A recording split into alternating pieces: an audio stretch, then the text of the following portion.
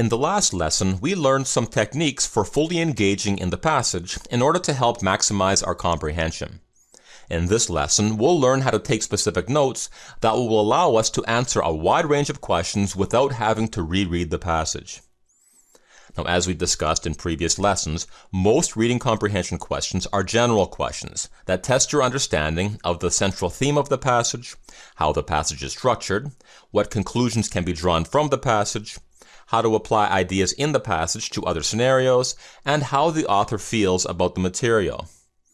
So given the nature of most reading comprehension questions, our goal when reading the passage will be to collect information that will help us understand the main idea of each paragraph and understand the flow of the passage. We'll accomplish this by summarizing each paragraph in fewer than 10 words and recording the summary on our noteboard. Now, this note-taking process will compel you to engage in the material, determine which information is most important, and help you comprehend the content. Also, if you need to return to the passage to respond to a particular question, especially a details question, your notes will help you identify where to look.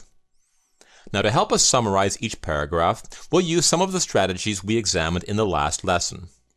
First, we'll pay close attention to the first and last sentence of each paragraph, since these sentences often tell us what the paragraph is all about. We'll also pay close attention to transition words. This will help us follow the author's train of thought and help us see the basic infrastructure of the passage. Now, another way to better understand the structure of a paragraph is to foreshadow or predict where the paragraph is headed. We examined this strategy in greater detail in the previous lesson. Also, for each sentence, try asking, why is this here? And what function does this serve? Doing so will help us understand the main message of the paragraph as well as its basic structure. Finally, do not record facts. This will only slow us down. Remember that the passage is never just a collection of facts. The author is simply using the facts to make a point, and our number one objective is to identify that point. Okay, to see these strategies in action, let's read an entire passage, the first 2 paragraphs of which are shown here. Now, as always, we'll begin by paying extra attention to the first sentence. Traditionally, the first firm to commercialize a new technology has benefited from the unique opportunity to shape product definitions, forcing followers to adapt to a standard or invest in an unproven alternative. Okay, notice that we have this word traditionally. This suggests to me that we may have some kind of passage where we're going to compare some old thing and some new thing. Now, it could be wrong, but this kind of foreshadowing helps me to stay engaged, and it forces me to keep analyzing the direction of the passage. Okay, let's keep reading. Today, however, the largest payoffs may go to companies that lead in developing integrated approaches for successful mass production and distribution. Great, so here we have this today, however part, which confirms my suspicion about this being an old versus new type passage. So how can we summarize the entire paragraph in fewer than 10 words?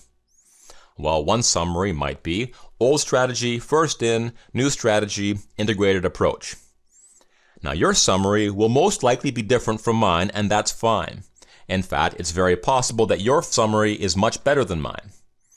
The important point here is that it's not so much about what you write, it's about the mental processes involved in taking the content of an entire paragraph and reducing it down to just a handful of words.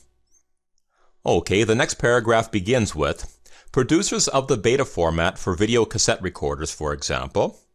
Alright, here we have the transition phrase, for example. So we'll pay careful attention to what follows. But first, we'll try to predict what comes next. What kind of example should we expect here? Well, we'll probably be given examples of what was discussed in the first paragraph. That is, examples of the old strategy of being the first to market, and examples of the new strategy of having an integrated approach. Notice that at this point, we may already have a good idea of what the paragraph is trying to accomplish, and we're only a few words into it. Okay, let's continue. Producers of the beta format for video cassette recorders, for example, were the first to develop the VCR commercially in 1975, but, okay, here's another transition word, so we'll stop and see if we can predict what comes next. Well, we were just told that beta was the first to market, so the word but here suggests that being first was not very advantageous. When we continue, we get, but producers of the rival VHS format proved to be more successful at forming strategic alliances with other producers and distributors to manufacture and market their VCR format. Okay, so our prediction was partially correct. We're told that VHS was more successful due to its strategic alliances. Now the last sentence reads, seeking to maintain exclusive control over VCR distribution, beta producers were reluctant to form such alliances and eventually lost ground to VHS in the competition for the global VCR market. Okay, so what's a good summary for this paragraph? Well, it was all about examples, so I might write examples. Beta was first, and VHS formed alliances. Now on to the last paragraph. This one begins with the transition word despite, so we'll pay extra attention to the structure. Despite Beta's substantial technological head start and the fact that VHS was neither technically better nor cheaper than Beta, okay, we'll stop right here. So far we know that VHS was neither better nor cheaper than Beta. So what might follow? Well, the word despite tells us to expect something contrary to the given information about VHS not being superior or cheaper. So the next part will probably be something about how VHS still did better. Let's see. Developers of VHS quickly turned a slight early lead in sales into a dominant position. As we suspected, the passage tells us that VHS did better than Beta did. Finally, we have strategic alignments with producers of pre-recorded tapes reinforced the VHS advantage. The perception among consumers that pre-recorded tapes were more available in VHS format further expanded VHS's share of the market. By the end of the 1980s, Beta was no longer in production. Okay, so how would we summarize this paragraph? Well, how about VHS won, even though not better? Great. At this point, we've taken an entire passage and we've reduced it to 20 words. These summaries give us a great idea of the structure of the passage so we can answer structure questions.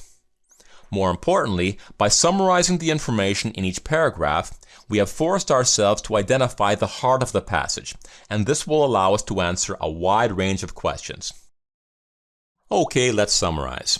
In this lesson, we looked at ways to summarize each paragraph in a passage.